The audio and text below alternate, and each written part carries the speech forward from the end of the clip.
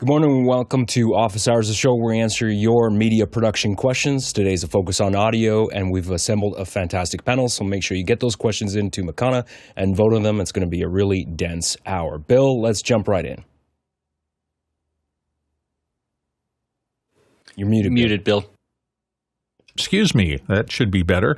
Craig Kadoki in Toronto, Canada has our first one today. Is there any way to have an alternate audio track in a different language in a live YouTube stream? And if so, how? Jason. So the most reliable method is to run multiple simultaneous live streams for those who have never done it before. But for advanced streaming, AWS and Media Live can process a single stream and then split it into multiple streams with different audio tracks, and then set that and send it straight to YouTube. Mickey.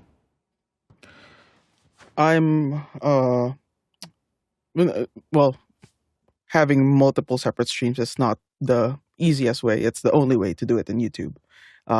If you want to have a single video event that has a manifest of different languages, you'd have to go through your a totally separate CDN with your own player or custom player. But within YouTube, what people do is multiple separate YouTube events. Next question.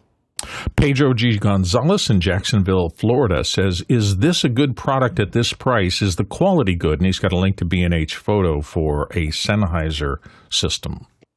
Go ahead, Mickey. Yeah, the Sennheiser G4 system that Pedro linked to is certainly a good option. At that price point, currently, I see it at $500 for the 112p G4 kit, which has a portable receiver included in it. I think at this point in time, I would probably look if you do not have to work with other people. Sorry, let me backtrack. An advantage of the G3 and G4 systems is it's very popular. So many people have them. So if you need more kits, you can easily rent them from rental houses or other suppliers, and that's an advantage of it. But if you do not have to, if you do not have to have the possibility of renting more of the same kit, I'd probably look into the Sony EWP-D system.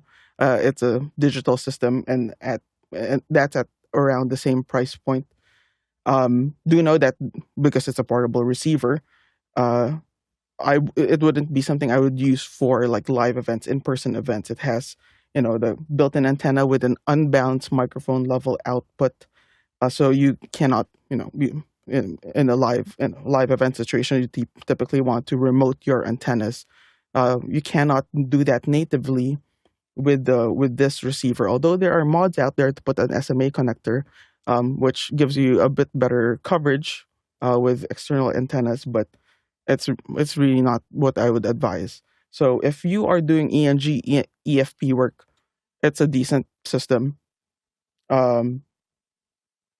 Perhaps also consider the Sony EWP-D system if you don't have to think about working with others or renting additional systems. But it's certainly one of the it's really popular because it's such great value. It works really well at that price. But I'd look at digital systems going forward. Another thing is it comes with the Sennheiser ME2 lavalier microphone. Put that in the drawer. Don't even take it out of the bag. It sounds it doesn't sound good.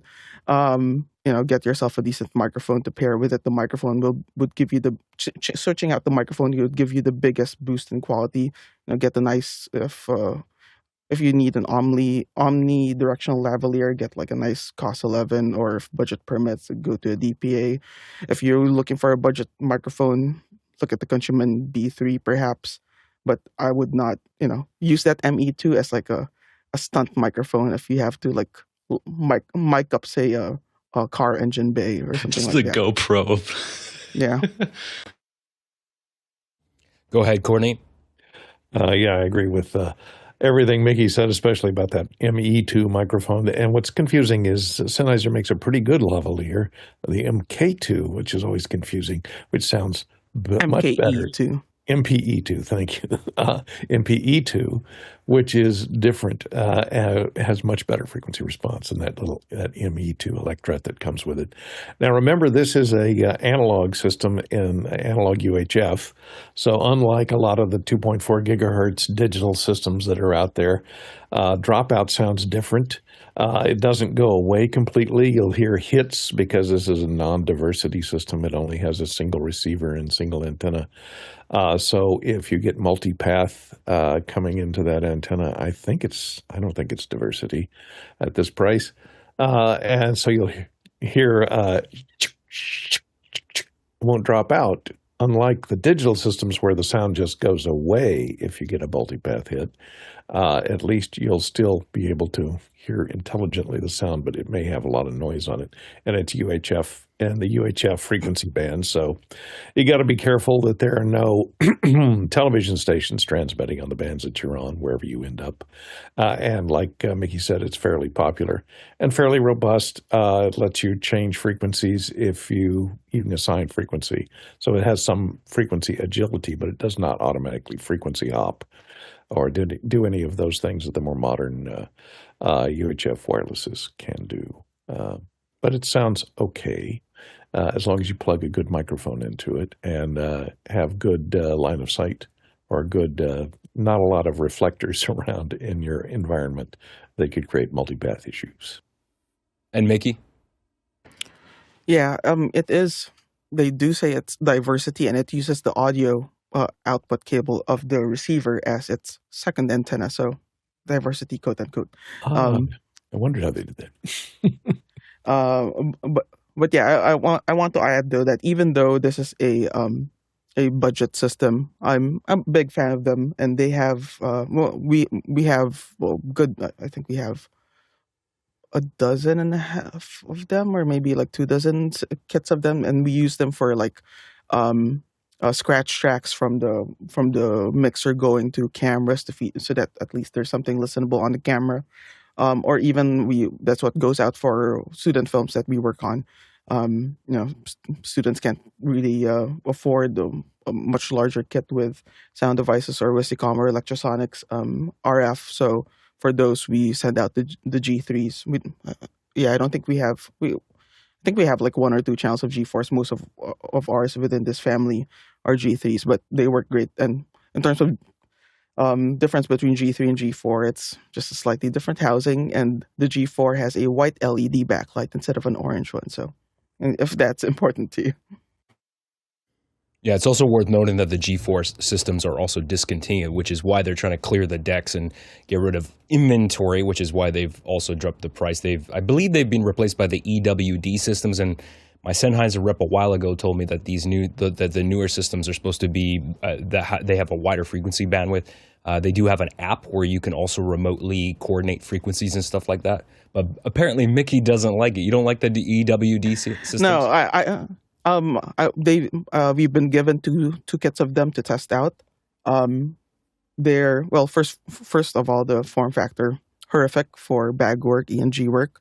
It's this supposed to be tabletop-like design, but there's no way to really use it to make it conform well either on a bag or on a location sound card. It's really designed for mounting on like hot shoes or cold shoes of cameras, or on the cheese plates of cameras. So really bad form factor there. And the need to use an app for production equipment, no, thank you. Hard no for that.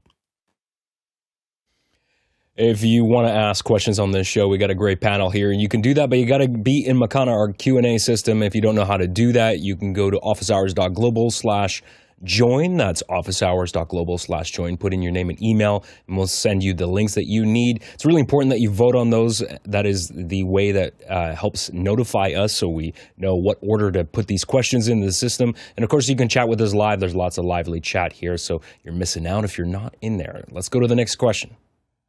Next one comes to us from Tlaloc Lopez Waterman in Norfolk, Virginia. I have recorded a video with 8 audio channels. Can I listen to more than 2 channels in QuickTime or another easy-to-use program, or is an NLE necessary?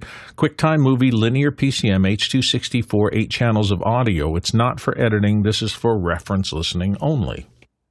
Go ahead, Jeff. So I'll caveat this with, I have not tried this specifically, but I think it was David Brady a while ago recommended this, and I've been using it for Mac. It's a media player that plays a lot more formats and file types than QuickTime does. IINA.io. It's open source, and they're making, and I'll just show you. I mean, you can check out all the stuff on the GitHub page, but and it's fairly well maintained, and they're making a big deal about this new plugin system that they have, which is pretty cool. So lots of people are making plugins, but it's also super flexible. But a quick check says that it looks like it supports it, but it's an easy try and definitely recommended. And then there's VLC as another option. And Mickey. Yeah, you mentioned that it has 8 channels of audio, and I'm wondering if that 8 channels of audio is a single track within that container.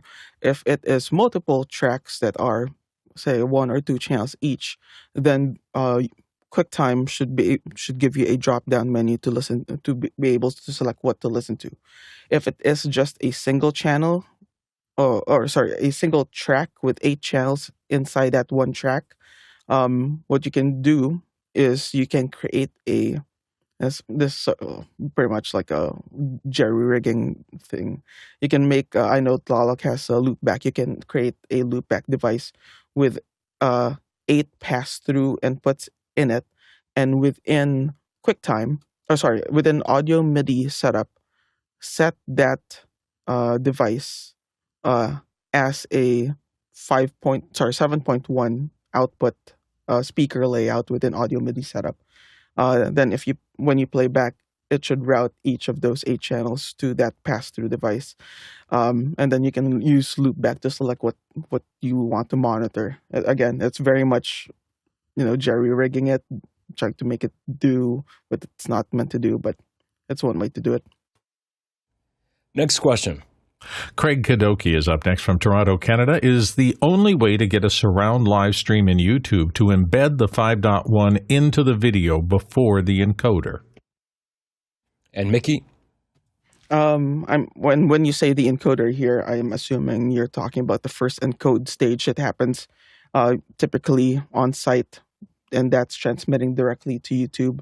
I would say no, you can send the stream to a service like, for example, AWS Media Live, and then for the video stream, and then also transmit separately the individual PCM audio streams also to Media Live, and then mux between the 5.1 audio to the video within Media Live. Of course, you'd have to time align it, so you need to add delay to the audio stream so that it lines up with the video. But that's a way to do the embedding down the line after the video encoder. Next question. Next one comes to us from Paul Wallace in Austin, Texas. And Paul wonders, with tools like iZotope's Neutron 5, Adobe Enhance, and especially Ozone 12 dialogue isolation advancing, how should mixing engineers integrate them without compromising artistic intent or over-relying on good enough automation? And he's got a link to the iZotope site. Go ahead, Marty.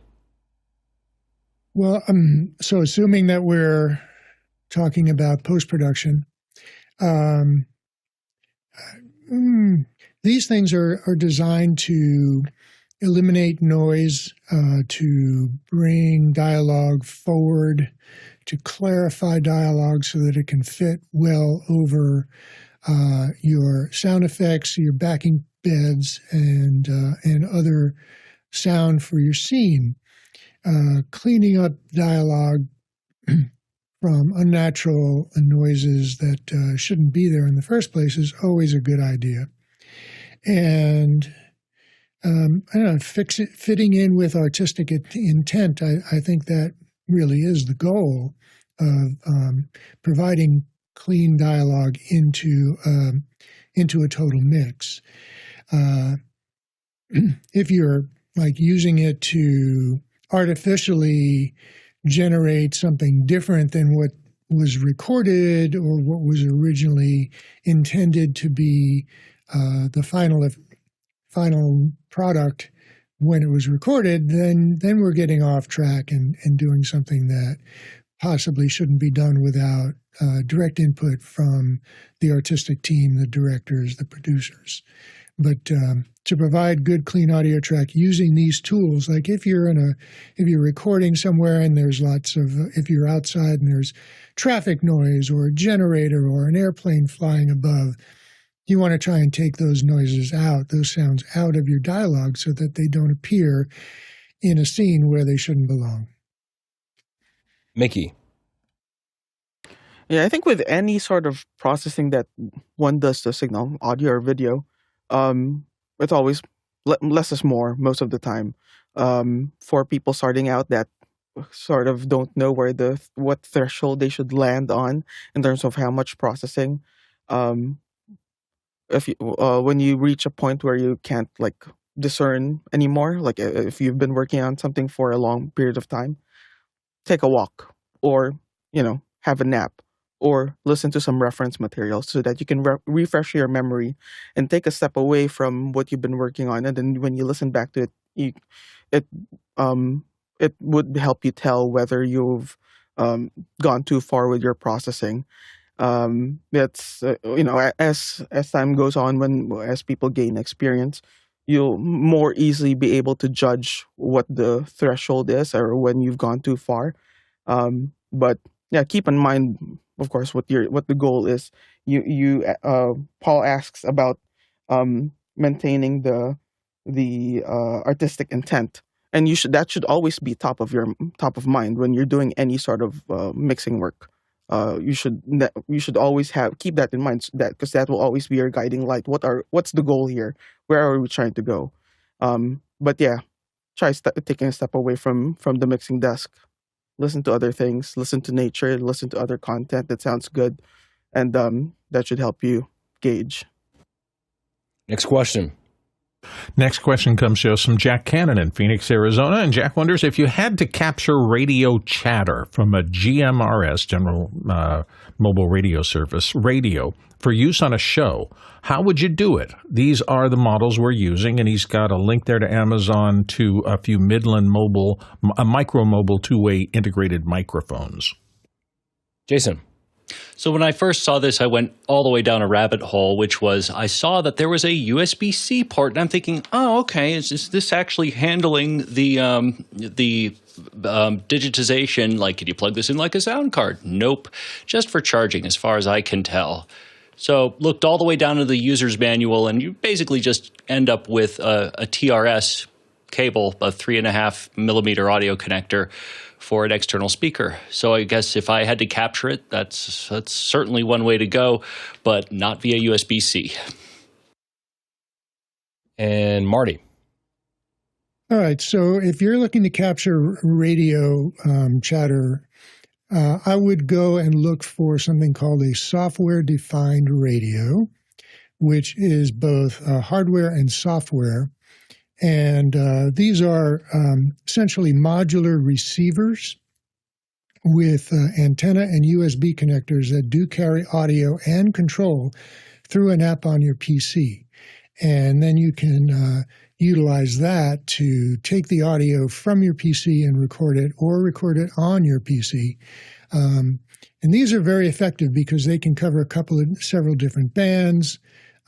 They're pretty wide band, and it's a very easy way to get the audio out of, from radio, and you can even transmit on these things. No, they're receivers, actually. Software-defined receivers, or SDRs.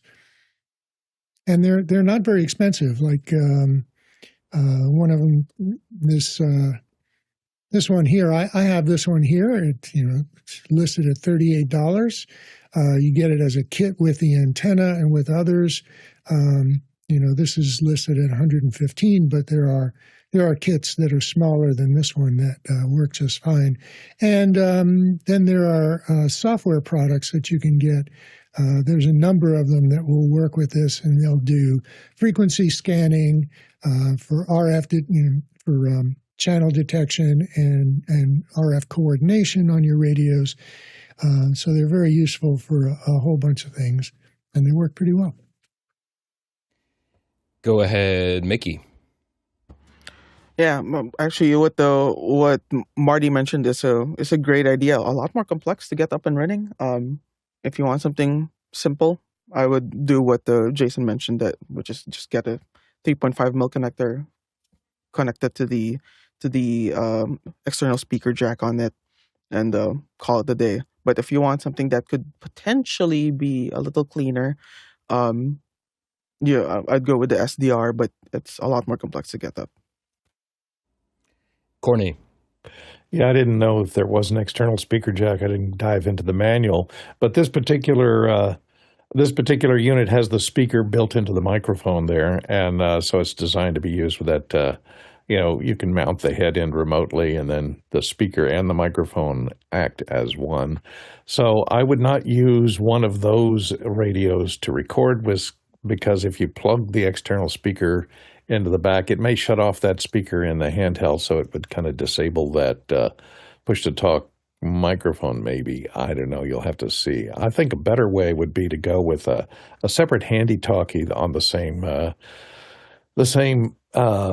frequencies that handle the same frequencies, and just hook up a recorder to this. This particular one also has Bluetooth, so that they make a version here that has Bluetooth in it, so that you could use a Bluetooth receiver recorder to record everything that's on that particular channel without having to disable one of the main transceivers, which would probably put it out of commission if you're just going to use it for recording the chatter on that channel. Jeff. And just to kind of tie a bow on this, the other half of that, if you don't have that solved, this can go into any interface, but just an example of something small, the iRig, there's many different versions, but simple little interface. And just, if you're looking at different models, make sure you're getting one, of course, that has line input like this one does, and so you have something to plug it into. Next question. Andre Dole in Berlin is up next. Recommendations for a wireless video transmission system to have a camera signal penetrate at least one massive brick wall. Medium price solutions if possible. Go ahead, Mickey. My question here is, or questions, I guess, is how reliable do you need this to be? Is this just for rough monitoring for client monitor somewhere, where if you get, dropouts, a couple drop frames here and there, it's not a big deal? Or is this actually going to go out to a live program? And along the same lines, I guess, if it's a live program, what is your threshold in terms of how much latency you can afford? Is it okay to have perhaps 100 milliseconds of latency, or do you need it to be within the sub 50 millisecond range, or can it be a couple seconds of latency? If you need it to be the least latent as possible, I would rent a Vislink system, an HCAM system.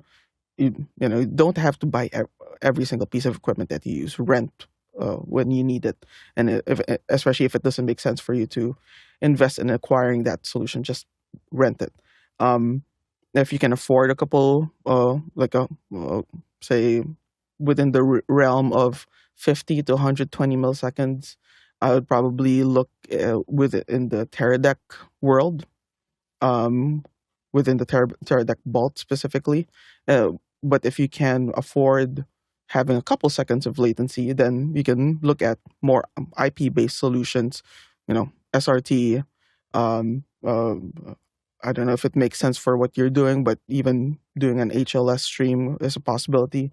But yeah, it boils down to how reliable you need it to be, and also how much latency you can afford. Go ahead, Marty. Yeah, that's an interesting idea to use an IP-based approach rather than wireless. But regardless of what wireless system you use, the most important component will be the antenna system. Most wireless systems will come with monopole antennas, which are omnidirectional. And if you need really high sensitivity between, a stationary transmitter and a stationary receiver, then you'll want to go to directional paddle antennas. Just make sure that the antennas are appropriate for the particular frequency band that your wireless system is operating in. Next question. Tony Mobley in Newnan, Georgia, comes up next, switching from the Zoom H6 today to the Scarlet Solo 3rd generation. Any advice from the panel? Go ahead, Jason. Tony, I'm going to give you very generalized and not professional advice. And this is just how I kind of came up when it comes to this kind of interface. Play with it. Understand it, like mess with it until you no longer have fear of it, and and so that you understand every knob and every nuance. Once you are no longer afraid of it, everything gets easier. And Mickey. Yeah, 100% agree with Jason, and certainly like the Scarlet Solo, coming from an H6 Solo, things would be a lot more simpler for you, because you have your microphone gain knob and you have your headphone knob. There are a couple of buttons, the air button you don't have to touch, but the coming from an H6 where the H6 is a field recorder to begin, like that's what it's designed to do. So it has a lot of functionality that you don't even touch for your use case at your desk. So I think play around with it. It's there's very little to mess up, I think. Next question. Next one comes to us from John Idelson in Monterey, California. When you install Noise Assist on a sound device's mixer before you restart, what setting do you need to save before you update? Mickey. There's no setting that you need to really save, because installing Noise Assist is not actually changing any code or installing a piece of plugin in there. It's literally just a license. Noise Assist is already on the field recorders, the Mix Pre's and also the 8 series. It's just what you load into it is the license to use it. So yeah, no need to save anything. Next question. Andre Dole in Berlin is back. Does anyone already have hands-on experience with D-feedback? Promises to be a truly functional feedback killer, and he's got a link there to Alpha Lab Studios. Marty, what do you think of this? Well, I haven't used it directly, but one of our Office Hours alums, Jan Landy, does a show called Thinking Out Loud with Friends, and you can find it on YouTube. He did an episode with the developer of D-Feedback, Devin Sheets, and they went through a very extensive explanation about how it works, and what it does, and what it will be doing in the future in terms of future development. I highly recommend going there, taking a look, and you'll learn a lot about it. So go to YouTube and look for Thinking Out Loud with Friends, Jan Landy, Landy, and it's the episode from, where was it? 288th episode, just a couple of weeks ago. There we go. Next question. Jeremy Horn in the San Francisco Bay Area, California, says, on Microsoft Teams 25306, I think I found a bug.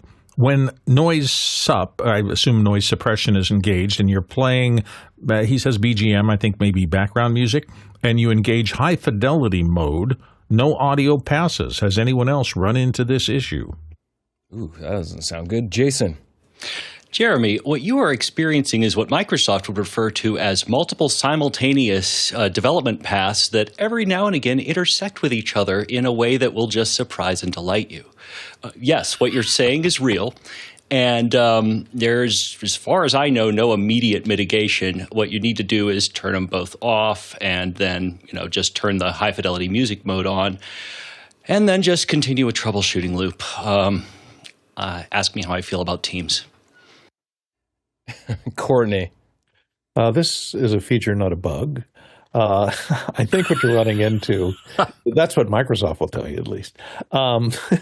Noise suppression is getting very sophisticated these days. Like, for example, I'm using personalized audio on Zoom right now, which tunes itself to my voice using analysis, and it filters out anything else that might come in, and that makes it really great at suppressing external noise. And that background music may be considered as noise. And if you have trained it on your voice using the noise suppression, and then you add in the background music, it may just filter out everything because it doesn't recognize that and considers the combination of your voice. Let me play some music right now. Let's see if you hear the music. I'm playing the Jeopardy thinking music right now. Does anyone hear it? I hear it. No. See, because that's the noise suppression that's working in Zoom. So maybe it's a result of the noise suppression filtering out combined with the background music, making it cut everything out, because the combination of those two mixed together is something it doesn't recognize. So turn off the noise suppression and then turn on high fidelity mode, and you should be able to hear your background music and your voice simultaneously. Next question. From Alexander Knight in Port Coquitlam, British Columbia. In a Dallas Taylor behind the scenes of both the Wicked Broadway show and Saturday Night Live, both studios had these rolling devices on their consoles. Are these custom made? And he's got a link there too. Oh, it looks like a JPEG from this. Marty. Right. So on these large format consoles, you don't have any desk space to put your run of show, your Q script, your tablet, or even notes, paper notes that you can refer to, because these consoles are rather large and they're not sitting on a desktop. So what he's referring to is this rolling writing surface that can slide back and forth. So wherever you happen to be sitting at the console, you can slide this thing over and be able to reference your notes. They have to be specific to the console because of the dimensions of that surface. And so if they don't come with the console, there's certainly an accessory that can be purchased from the manufacturer. Mickey. Yeah, most of the people I know make their own or have it made, custom made. Though there are companies that also make, third-party companies that make them for consoles. There are only a handful of first-party console manufacturers that offer these as an option. I know Avid is pretty good at having they call them script trays or rolling trays, or there are a whole bunch of names for them, but I refer to them as script trays because we typically use them for scripts. I know Avid almost always has a first party accessory that you can buy from them, as well as Digico. I'm not sure about the other companies, but most of the people I know just custom make them. Yeah, when I took a look at it, it looks like it wouldn't be that hard to make. I mean, I could get a piece of acrylic from the hardware store and put some wheels on it and bolt some brackets to it. So yeah, I was just curious if there was an off-the-shelf product for that. I'll have to look further. Let's go to the next question. Dan Browning in Montana in the USA said, "This is not a question, but an example of the very worst audio on YouTube." That's a bold claim. "With a channel that has 92,000 subscribers. It is so sad. It is funny. They need Office Hours so bad." Okay. And he's got a link there to YouTube. Let's try to be gentle here. Go ahead, Jason. Yes, but do we need them? That's really the question. Okay.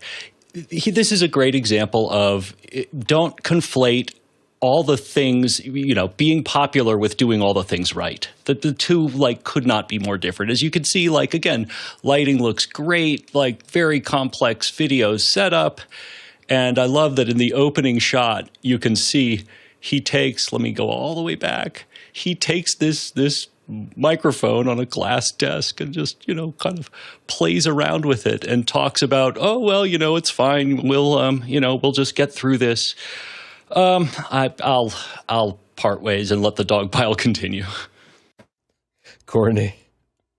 Yeah, this video, if you look at it, is a good example of what make sure you check out all of your sources and get everything working long before the show starts, because the show is basically them trying to troubleshoot their microphones. They're in a studio where they say in the beginning, their studio is supposed to have 3 lavaliers, but they didn't have the lavaliers, so they plugged this microphone on the table here to bring it to try and solve that problem. The woman over here, though, is wearing a lavalier, and her lavalier isn't faded up, and so she talks and you can't hear her, and then she pulls the lavalier off and scratches it to make sure that they can get it, and it's just a mess. So it's all the troubleshooting you might go through before the show starts, but not after the show starts.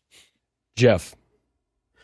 To me, this is also kind of fascinating because what's fascinating is they've done a lot of stuff. And I was curious. I looked back. I mean, the channel's been in existence for years. I got back to at least 4 or 5 years worth of quote unquote videos.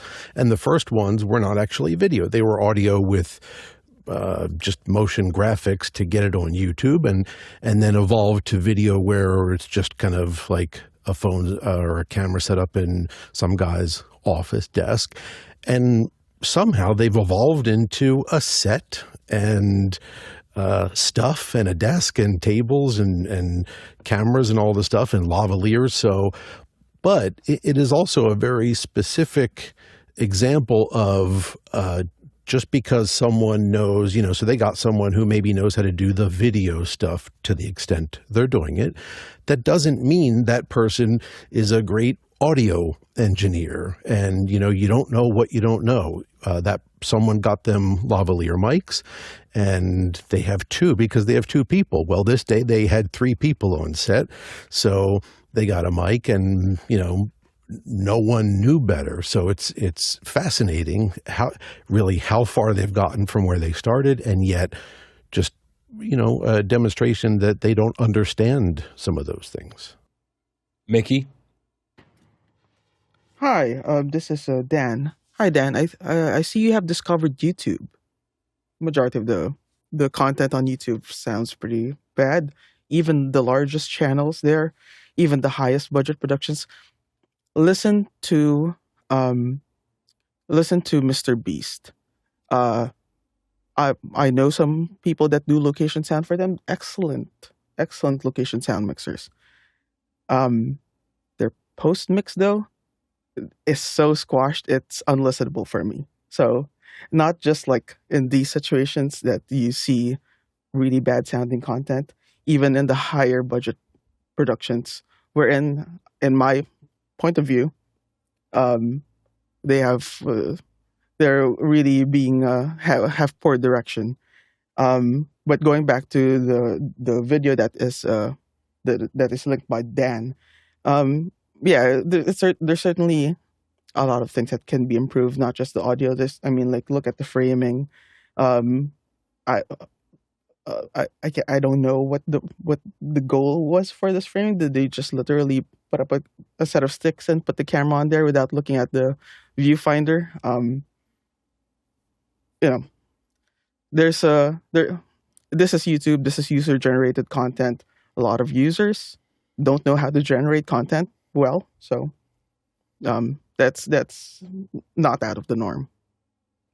Yeah, that's the challenge. I mean, like you said, those are all good points. And Mickey, you mentioned, you might have good location sound engineers that can capture the audio, but after that audio is captured and you hand it off to another team, you have no control over that aspect of the pipeline too. And I hear those stories all the time from front of house engineers. I've heard of stories where, the front of house mix that they were sending the video production team to their ears was pristine, but then somehow they ended up hearing what ended up going out to the stream and it sounded awful, and they had no control over that because somebody decided to throw some compressor on it, didn't know what they were doing, ended up squashing the audio. And there are things that are sometimes just out of your control when you don't have the right people in place there.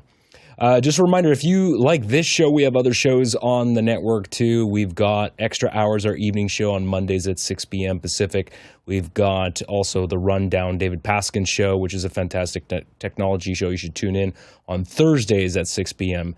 Pacific as well. And of course, if you'd like to ask questions, you can do that on the show. You can also do that by just going to askofficehours.global. There's nothing to sign up for. Just pop in your question and we'll get it into the show at some point. Let's go to the next question. Next one comes from Zach Stallsmith in Chautauqua, New York. And Zach says, in a bit of a MacGyver situation, I need to use Dante to send audio from one room's analog mixer to my X32 in the production booth of a house of worship. I have AVIO adapters to help me make this happen, but does the panel have recommendations for another setup? Marty.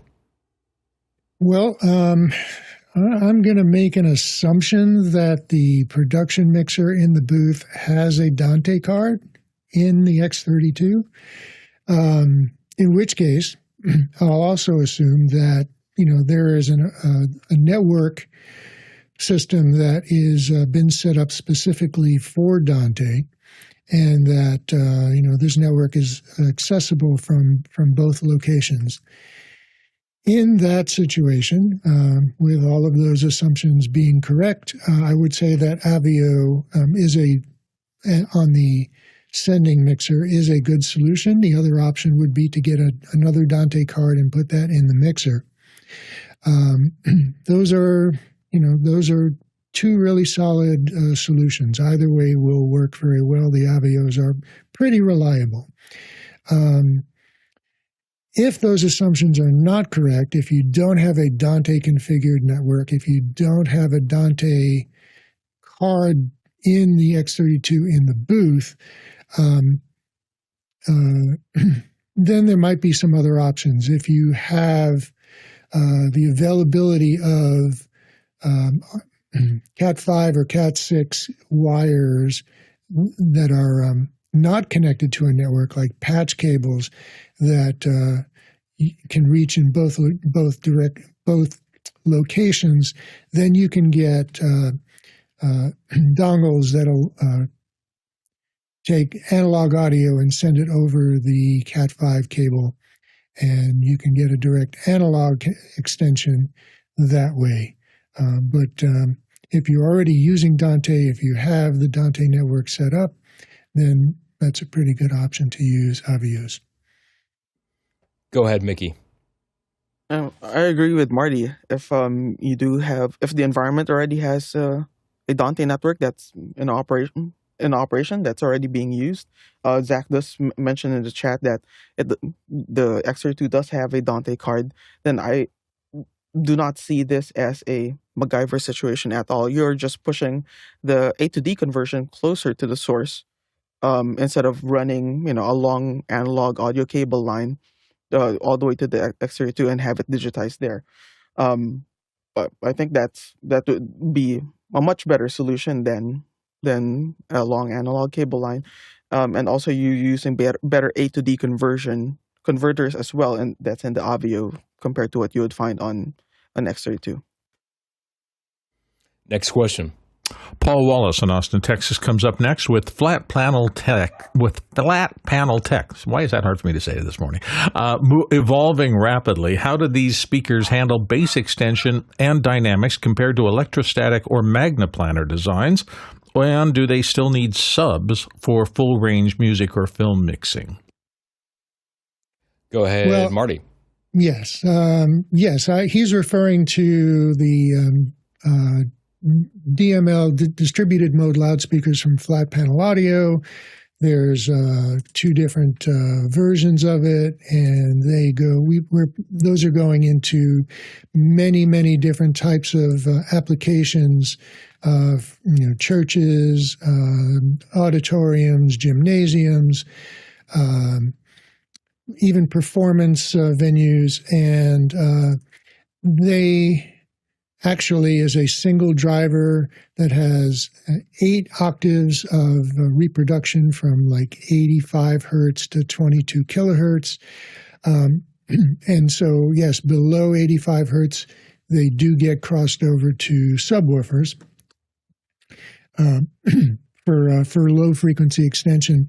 If you're doing music, if you're just doing speech, in a lot of these applications, like we do a lot of corporate events, we do meetings, and we do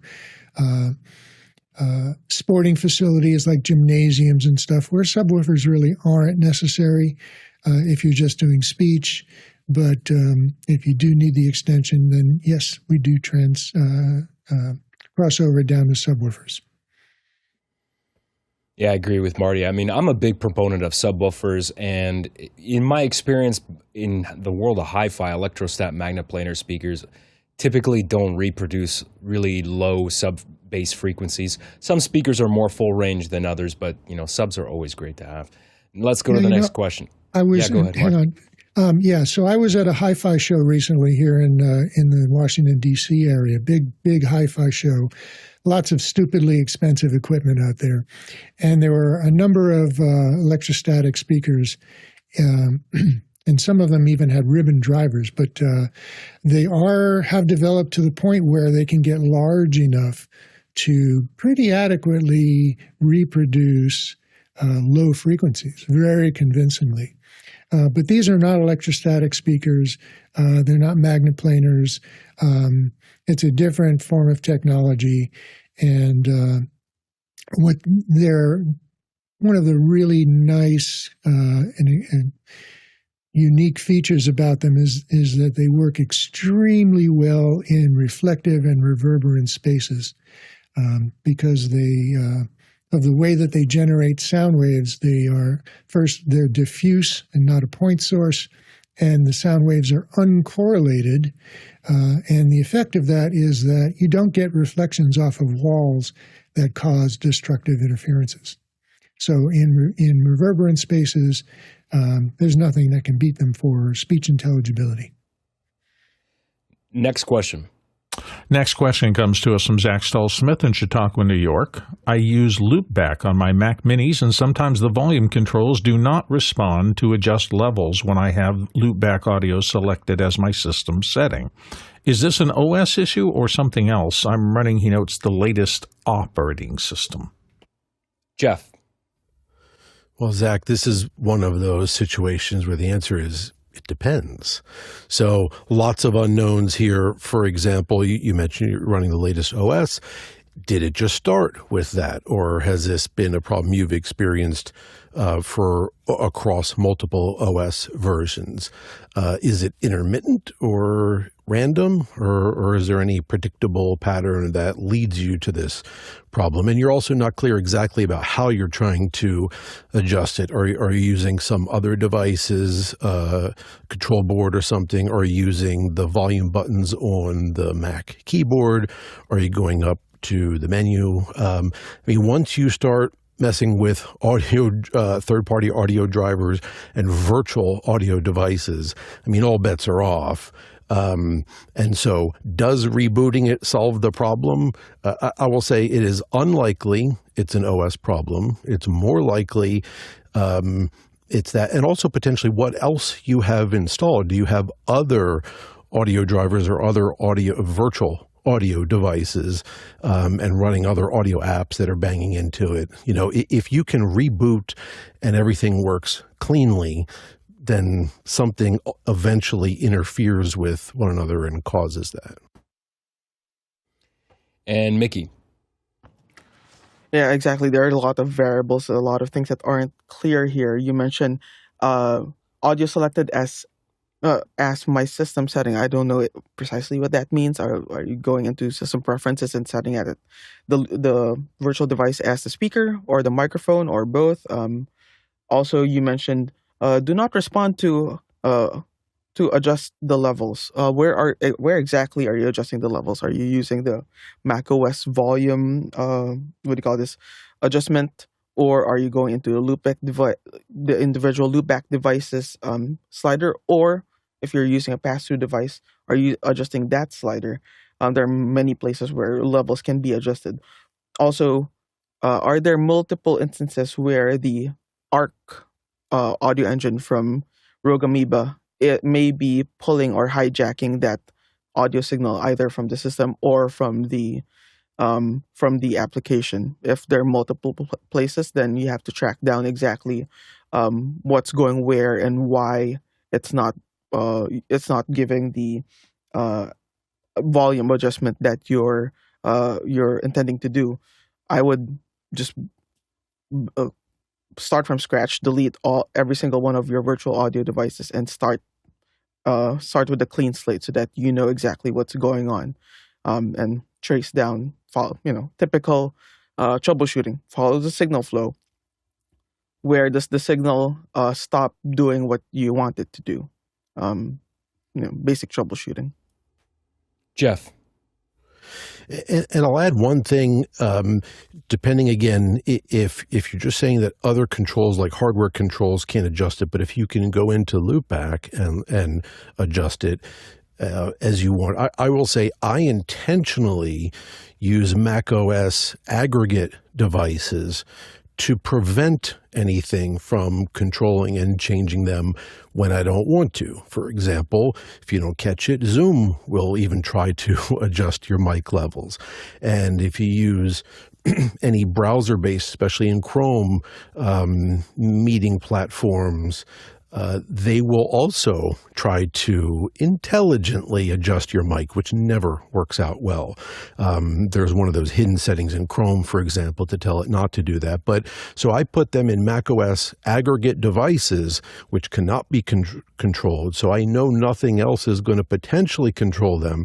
And the only change that's ever going to happen is something that I manually go in there and do intentionally. Just a reminder, if you like this show, you can support us. There are numerous ways to do that. One of the things you can do is just hit that subscribe button in YouTube, share the show with a friend, and of course, you can become part of our community. This show is entirely driven by volunteers. Whether you want to be on the panel or volunteer on the back-end crew, there are a lot of different roles available. So if you're interested in finding out more, head on over to officehours.global/volunteer. And of course, if you want to donate, you can support the show by going to officehours.global/donate. Next question.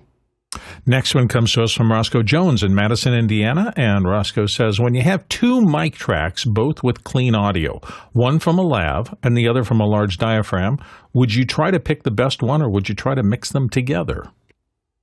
Mickey. Yeah, I'm really curious on what the situation you find yourself in with both a large diaphragm and a lavalier.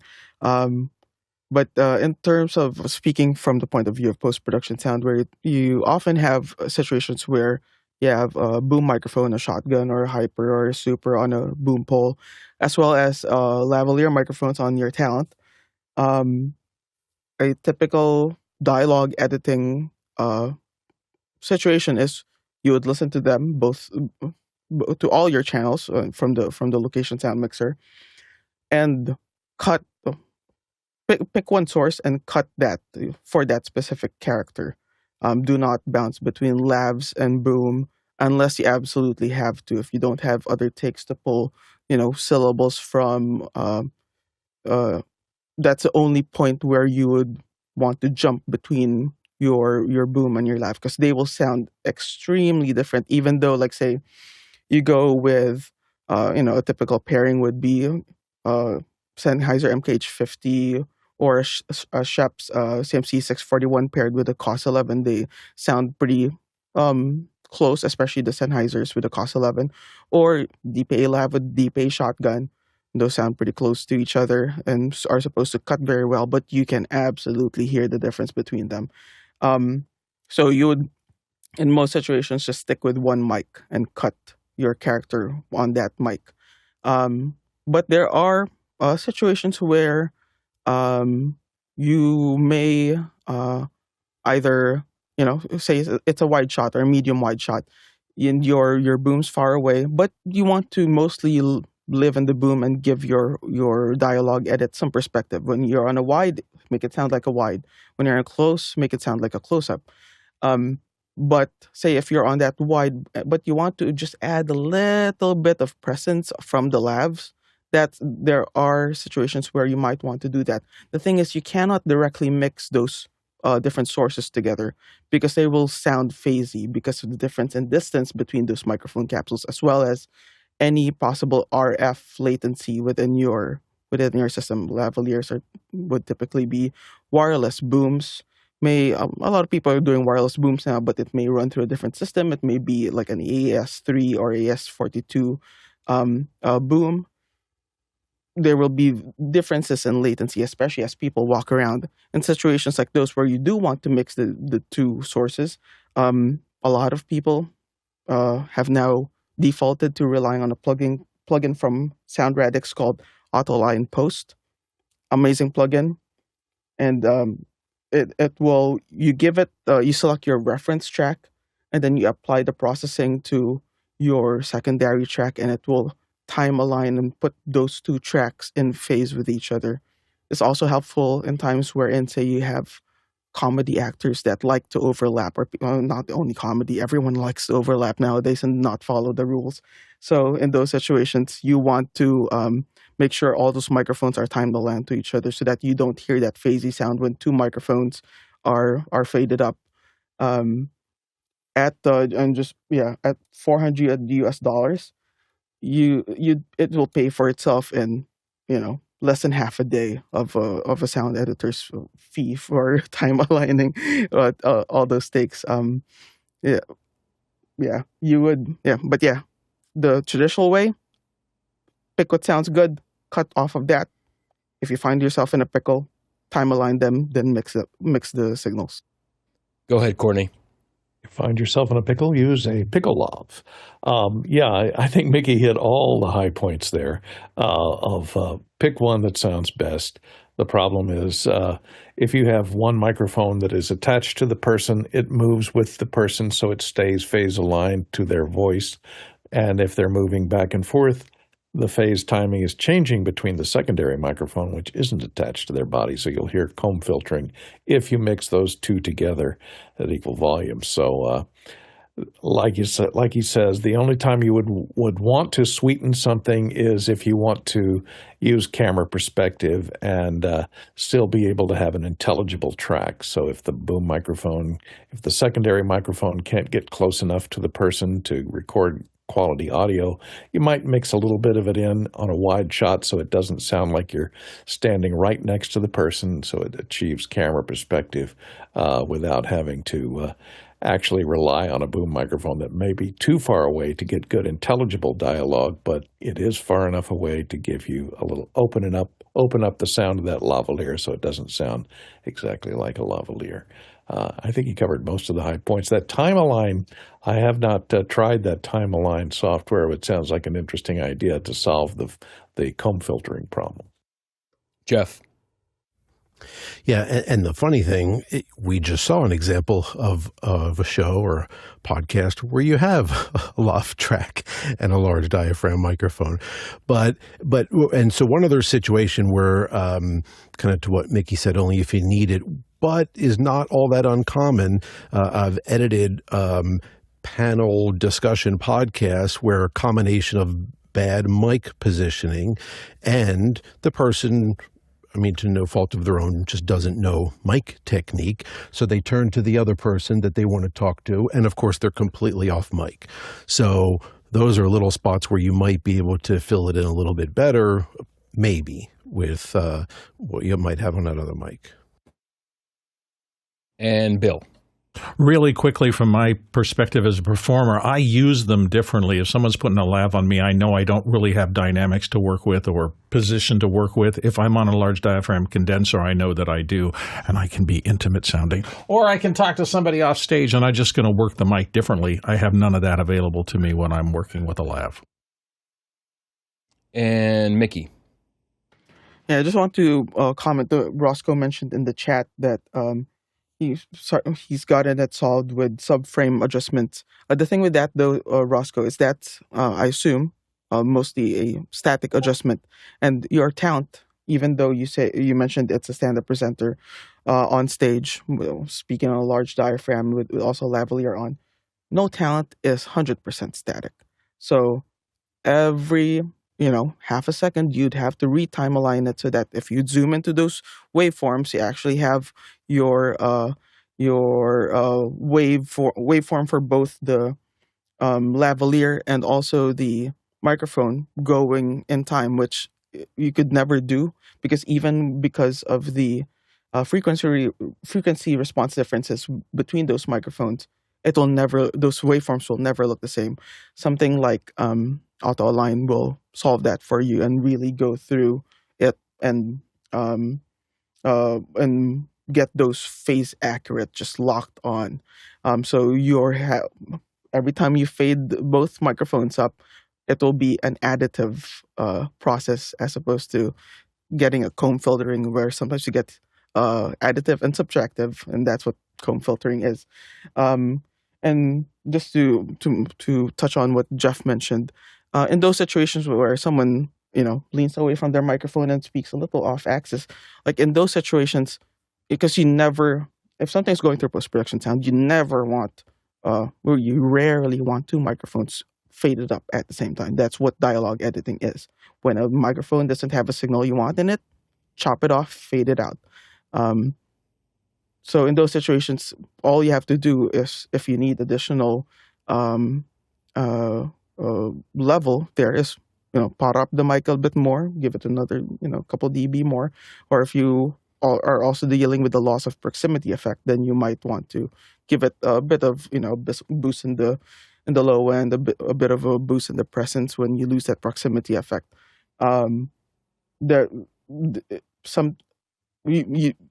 When you have someone not speaking directly into a mic or speaking to the side, that's a situation where you would want have. That's a situation wherein there's a less of a chance that you want multiple mics faded up. You want it. Oh no, not implying, by the way, to mix them both. Okay, yeah. You want to just get the cleanest sounding mic and work on that. And if you need to improve on it, improve it. Give it a little boost, but you don't want to get more of the noise within the signal to noise ratio. Thanks to all the panelists for bringing your vast experience and knowledge to the show. We really appreciate it. And of course, to you, the producers, for putting in these questions. We wouldn't have a show without you. There was lots of great lively chat today, Makana, so thanks for being here. And of course, to the back-end crew who wakes up to put on this show.